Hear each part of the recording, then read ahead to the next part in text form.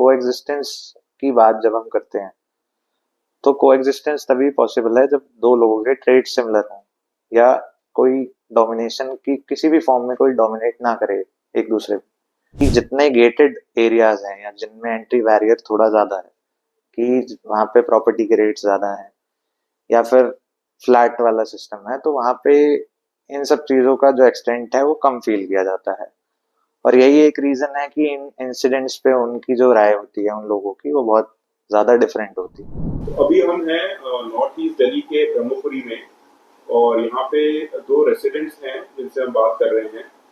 ब्रह्मपुरी में कुछ साल पहले एक रिपोर्ट आई थी कि एक गली है यहाँ पे, आई थिंक गली नंबर 8, जहाँ से कि हिंदू फैमिलीज मूव आउट कर रही थी। और दिल्ली दंगों पे में भी आई थिंक इस एरिया में इफेक्ट हुआ था। तो ज़रा इनसे जानना चाहते हैं कि यहाँ क्या हालात हैं और कैसा फील करते हैं ये लोग एज हिंदूज। तो जैसा आपने बताया कि अभी north east Delhi particularly Brahmpuri और सराउंडिंग एरिया जो है Gautampuri, even X block region जो है ब्रह्मपुरी का, कोंडा चौक, मौजपुर, तो इन सब रीजन्स में पर्टिकुलरली मास स्केल पे हिंदू एक्सोडस चल रहा है। उसके मल्टीपल रीजंस हैं बट सबसे बड़ा रीजन जो है कि कोएग्जिस्टेंस की बात जब हम करते हैं तो कोएग्जिस्टेंस तभी पॉसिबल है जब दो लोगों के ट्रेड सिमिलर हों या कोई डोमिनेशन की किसी भी फॉर्म में कोई डोमिनेट ना करे एक दूसरे पे।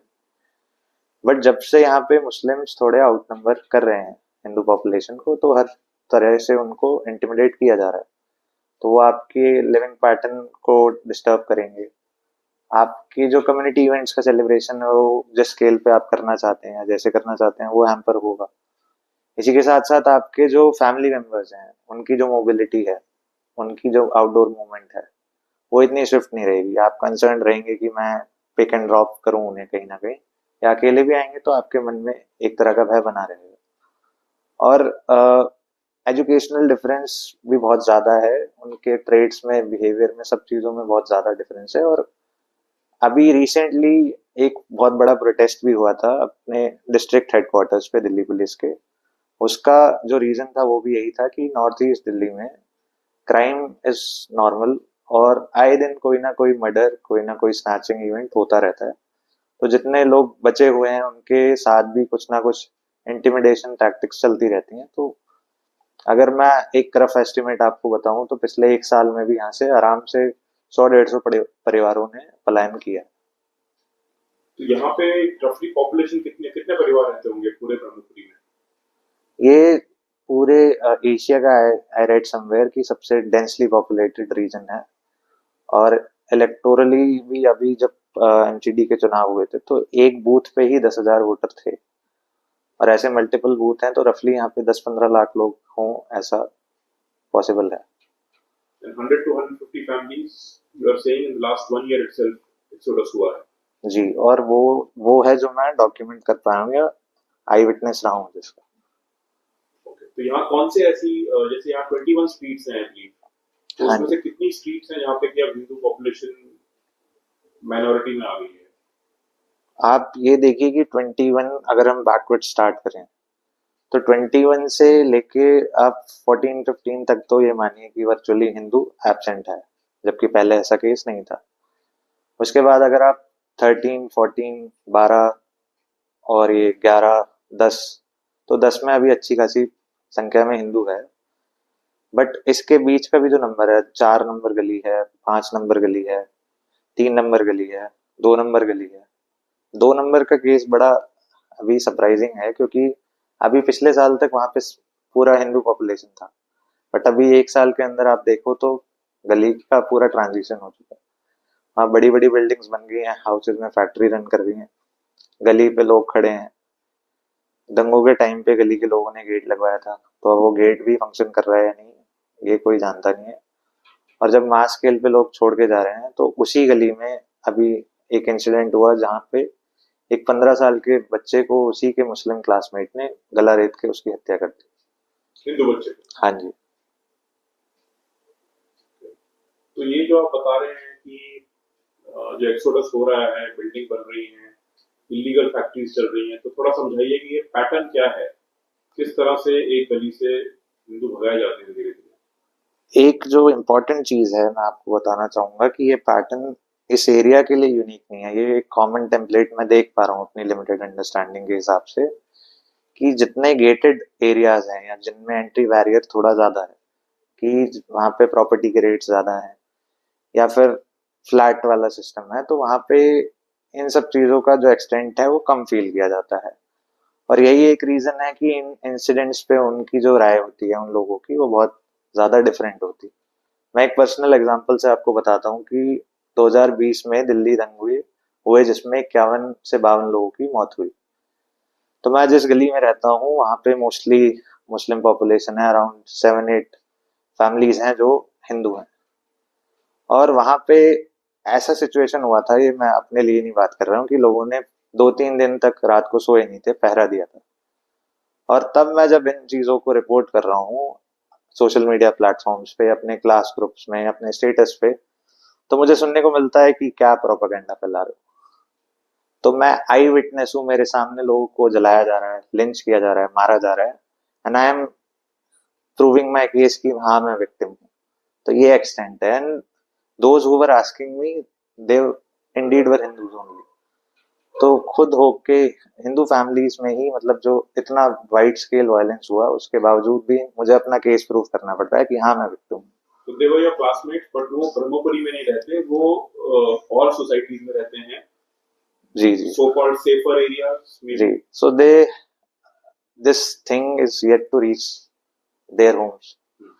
सो फ्रॉम दैट स्टेट वो लोग ये बात कह पा रहे हैं, बट जो अगर वो मेरे साथ एक हफ्ता भी यहाँ बिताए तो आई डेफिनेटली गारंटी उनकी टोन चेंज हो जाएगी। जो प्रिविलेज स्टेट से वो ये आर्ग्यूमेंट्स देते हैं, कभी आई विटनेस बने नहीं है ग्राउंड सिचुएशन के, तो वो इग्नोरेंस है और कुछ एंड मीडिया जैसे इन इश्यूज को कवर करता है, उसके बारे में आपको क्या लगता है? जब क्राइम होता है यहाँ पे शाहदरा में, जमुना पार या जहांगीरपुरी ऐसे एरिया में। नहीं। आप ये देख सकते हैं कि मीडिया इन जनरल तो इनडिफरेंट है इन सब चीजों को लेके, और अगर वो कवर भी करता है तो वो बहुत सेकुलर मैनर में इसको कवर करता है। सपोज कीजिए कि अगर विक्टिम जो था वो मुस्लिम होता तो हेडलाइन कुछ और होती, आउटरीच कुछ और होता। बट अगर विक्टिम हिंदू है तो ये वाला जो आपको मैंने पर्टिकुलर इंसिडेंट बताया था गली नंबर 2 वाला, तो इसमें इतनी आउटरीच नहीं रही, इतनी मीडिया कवरेज नहीं रही। न्यूज़पेपर हेडलाइंस में या मीडिया प्लेटफॉर्म्स में ये दिखाया कि दो बच्चों में आपस में वाद विवाद हुआ और एक बच्चे की गला काट के हत्या कर दी गई। उसमें कहीं नहीं लिखा था कि मरने वाला जो था वो हिंदू था और एक्यूज जो था वो मुस्लिम था, उसका फैमिली बैकग्राउंड कैसा था, वो किस पोजीशन से आ रहा था, उसकी पास्ट हिस्ट्री क्या थी। और एक 15 साल का बच्चा अगर अपने क्लासमेट का गला काट के हत्या कर रहा है निर्मम तरीके से, तो आपको ये भी तो दिखा रहा है ना कि उसकी ग्रूमिंग कैसी हुई। उस तरफ तो किसी का ध्यान नहीं जा रहा है। और इसके अलावा भी जितने क्राइम्स होते हैं मोस्टली मीडिया रिपोर्ट करती नहीं है, मेन स्ट्रीम मीडिया तो लोकल न्यूज चैनल्स हैं इस एरिया के ही, इंडिपेंडेंट यूट्यूबर्स हैं, वो लोग काम करते हैं। But in general media indifferent है, और है तो बहुत सेकुलर मैनर में, बहुत चीजों को हाइड करके, फैक्ट्स को हाइड करके वो प्रेजेंट करती है। ठीक है, सो एक बार वापस जाते हैं कि जो एक्सोडस होता है उसका एक उसका जो मे बी हमें कहना चाहिए प्रोग्रेशन है, कि एक फैमिली आती है पहले, वो मे बी मार्केट रेट से अबव दाम पे मकान खरीदती है, फिर क्या प्रोसेस होती है, आपने क्या ऑब्जर्व किया है? मैंने ये ऑब्जर्व किया कि रिसेंटली मैं किसी गैदरिंग में गया था, मेरे जस्ट सामने जो एरिया है चौहान बांगर का एरिया, मुझे किसी ने बताया और मैं बिलीव नहीं कर पा रहा था कि 30 साल पहले वहाँ बहुत अच्छी संख्या में हिंदू लोग रहते थे। और अगर आप अभी भी मेरे साथ अगर कंपनी कर सकते हैं जाके देखेंगे तो आप मेरी बात को विश्वास नहीं करेंगे, क्योंकि इतने कम टाइम स्पैन में कम्प्लीटली स्ट्रक्चरली डेमोग्राफिकली हर चीज का चेंज हो जाना बहुत एस्टॉनिशिंग है। तो जो इनका मोडस ऑपरेंडी मुझे समझ आया है कि आप एक न्यू एरिया को इनहैबिट करेंगे, और वो इंडिविजुअल एफर्ट नहीं है। अगर कोई व्यक्ति आपकी गली में घर खरीद भी रहा है तो कई सारे लोग हैं जो उसे बैक कर रहे हैं, जो मॉनिटरली उसे सपोर्ट कर रहे हैं। तो आपका एक हाउस वो इनहैबिट करेंगे। फिर उसके बाद इस एरिया में पर्टिकुलरली रिलीजियस इंस्टीट्यूशन जितने बड़े हैं, कि आप देखेंगे हर गली में इतनी बड़ी बड़ी विशालकाय मस्जिद बनी हुई है, और वहां पे क्या इंडोक्ट्रिनेशन चल रहा है, उसके बाद सब्सिक्वेंटली वो दूसरी फैमिली को पिच करते हैं। फिर उनका रिलेशन स्टार्टिंग में आपके प्रति वेलकमिंग होगा, बट बाद में वो हॉस्टाइल होंगे, वो डोमिनेट करेंगे। आप रजिस्ट करेंगे तो वो काउंटर करेंगे। हॉस्टिलिटी कैसे दिखाते हैं जनरली? हॉस्टिलिटी ऐसे कि मान लीजिए आप पहले नॉर्मल रह रहे हैं और उसके बाद उन्होंने आपके घर के आगे कोई व्हीकल पार्क कर दिया, या मान लीजिए कूड़ा आपके घर के आगे डाल दिया, या फेस्टिवल्स पे बहुत ज़्यादा लाउड और बहुत ज़्यादा प्रोवोकेटिव मैनर में वो चीज़ों को दिखाते हैं, पोर्ट्रे करते हैं। तो मतलब अगर कोई इंसान इतना प्लेन आदमी भी है तो वो समझ जाएगा कि इंटेंशन क्या है। तो जब आपने देखा कि उनका जो इकोनॉमिक सैंक्शन जो उन्हें मिल पा रहा है या फ्यूल कैसे हो रहे हैं, तो वो फैक्ट्रीज रन करते हैं। अब इस एरिया में आपको जीन्स की फैक्ट्री से लेके तेजाब की फैक्ट्री से लेके केमिकल, जितने तरह के केमिकल हैं। घरों के अंदर फैक्ट्रीज चल हाँ रही जी, हैं, हाँ जी, बहुत वाइड दैट से। Is obviously illegal.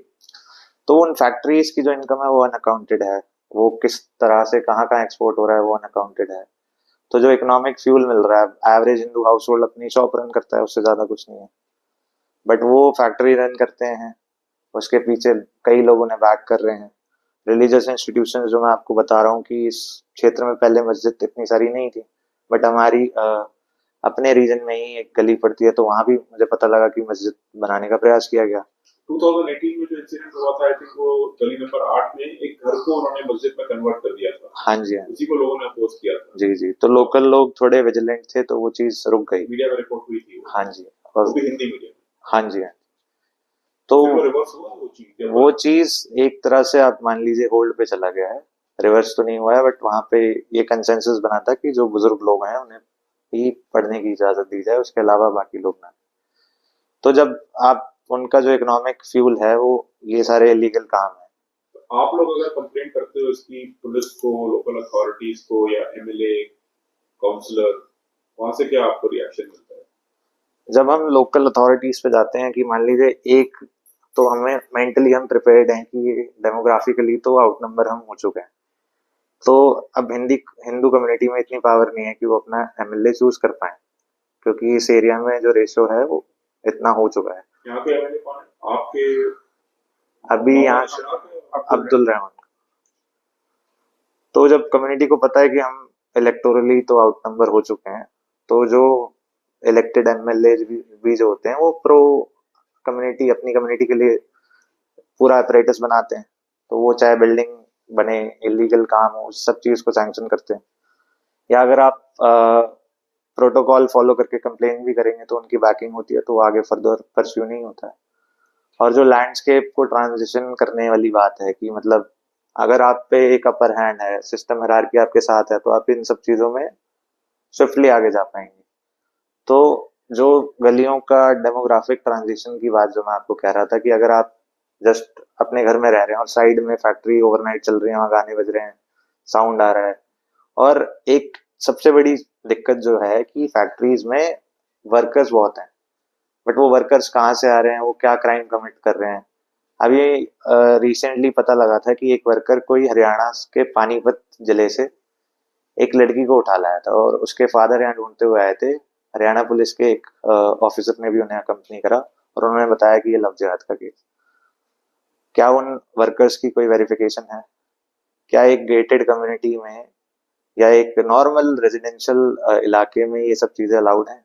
क्या पुलिस तो वो वेरिफिकेशन? वर्कर्स जो काम करते हैं फैक्ट्रीज में, वो उन्हीं रेसिडेंशियल सोसाइटीज में रहते हैं जी, जी, जहाँ पे कि नॉर्मल अपने हिंदू परिवार रहे हैं। हाँ जी, हाँ जी। आप मान लीजिए आप अपनी फैमिली के साथ जा रहे हैं, आप एक पर्टिकुलर वे में रह रहे हैं, बट वहां पे कहाँ से वर्कर आ रहे हैं, उनका लिविंग पैटर्न क्या है, उनका माइंडसेट क्या है, क्या वो रेडी हैं इस सोसाइटी के लिए, या जो ओनर है वो उनको किस तरह से कंडक्ट उनका एक्सपेक्ट कर रहा है कि वो कहाँ जा रहे हैं, कितना टाइम कहाँ लगा रहे हैं, और उनका कंडक्ट कोई वो नहीं है, उनका वेरिफिकेशन नहीं है।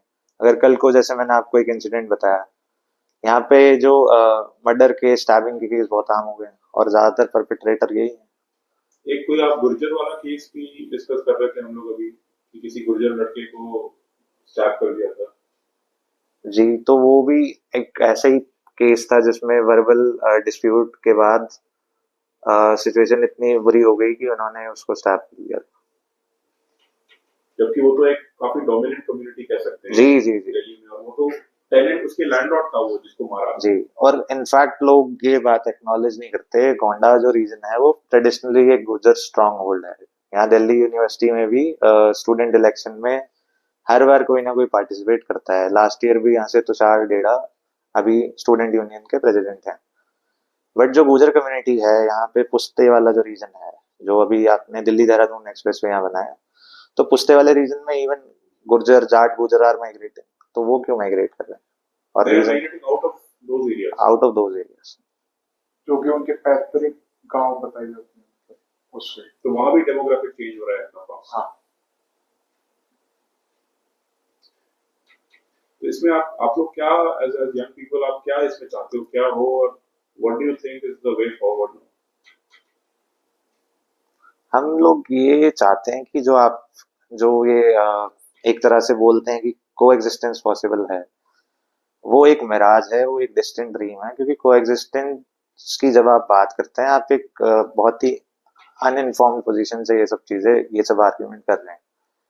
जब आप देखेंगे कि थियोलॉजिकली हमारे और उनके रिलीजन में क्या डिफरेंस है। इनफैक्ट मैंने खुद देखा है कि जब छोटे बच्चे होते हैं, मैं इंटरेक्ट करता हूँ अपने फेलो मुस्लिम से, तो उनका कंडक्ट बहुत डिफरेंट होता है। बट पिछली बार मैंने किसी बच्चे को ही बोलते सुना कि ये इम्प्योर हैं, ये कुत्ता पालते हैं, ये काफिर हैं। मतलब छोटे बच्चे, आप मान लीजिए कि फोर्थ फिफ्थ क्लास के होंगे। तो वो इंडोक्ट्रिनेशन का ही तो रिजल्ट है कि को एग्जिस्टेंस पॉसिबल नहीं है। हमें प्योर सराउंडिंग चाहिए, हमें पार्क सराउंडिंग चाहिए, हमें आइडल वर्शिपर्स हम टॉलरेट नहीं कर सकते हैं। तो मदरसों का इसमें बहुत बड़ा हाथ है आपको लगता है? मदरसों का हाथ है, और इस चीज का भी हाथ है कि जो सिस्टमैटिक जो प्रोटोकॉल है वो वर्चुअली एब्सेंट है बिल्कुल। अगर आपके पास कोई चैनल नहीं है जिस पे आप रिपोर्ट कर सकते हो इन सब चीजों को, और क्योंकि ये चीजें इतनी डिस्टर्बिंग है, या मतलब एक टाइप से पॉलिटिकली इनकरेक्ट हैं, तो हम एज इट इज जो इंसिडेंट हो रहे हैं उन्हें भी नहीं बोल सकते कि ये इस वजह से हो रहा है, क्योंकि ये लोग समझेंगे नहीं, हमें कम्युनल बोल देंगे। अच्छा, एक आपने बताया था मुझे कि यहाँ पे एक यात्रा निकलती थी जिसका अभी पूरा पाथ चेंज करना पड़ गया बिकॉज कुछ गलियों में मुस्लिम परिवार ज्यादा हो गए। थोड़ा उसका एक्सप्लेन करिए क्या हुआ था वो। कि यहाँ पर गली नंबर 6 में एक बालाजी मंदिर है, वो काफी पौराणिक मंदिर माना जाता है, उसे मतलब बताया जाता है ऐसा। तो उसकी हर साल हनुमान जयंती पे एक भव्य यात्रा निकलती है, जो अपना शाहदरा रेलवे स्टेशन से रोहतास नगर होते हुए, मौजपुर होते हुए, ब्रह्मपुरी रोड से होते हुए 13 नंबर से अंदर आती थी पहले। 13 नंबर से अंदर आके फिर मोनी बाबा मंदिर के साइड से पूरा 6 नंबर वो यात्रा जाती थी। अब पिछले 2-3 वर्षों से क्या हुआ, ये जो यात्रा है इसे 10 नंबर से ब्रह्मपुरी की साइड अंदर कर दिया जाता है। क्यों? क्योंकि जो 13 नंबर है उसमें जो एक मस्जिद है वहां पर, वहां से क्या है, डेमोग्राफिक चेंजेस बहुत ज्यादा हो गए हैं। वहां पर हिंदू पॉपुलेशन अब फ्रंट जो आगे का हिस्सा है बस वहीं बची है, वो भी 10 से 20%। बाकी जो 80% है वो मुस्लिम हाउस होल्ड है वहां पर। तो उनसे सिक्योरिटी रीजंस की वजह से ऐसा बोला जाता है कि नहीं, आपको यहाँ से निकालने की अनुमति नहीं दी जाएगी। Thank you so much.